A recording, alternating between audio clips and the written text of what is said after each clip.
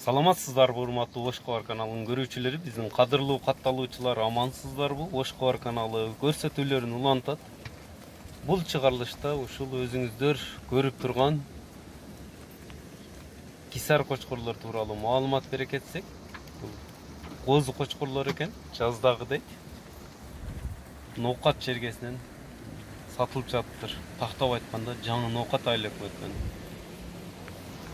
6 айлык козулар дейт. Быйылкы жазгы кисар Тажикстандан алып келинген дейт.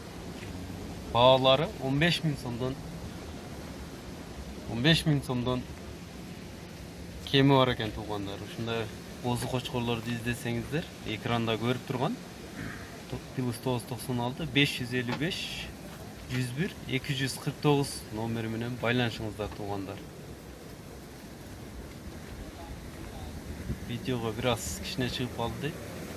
Барып көрсеңіздер дағы болот тарих боюнча.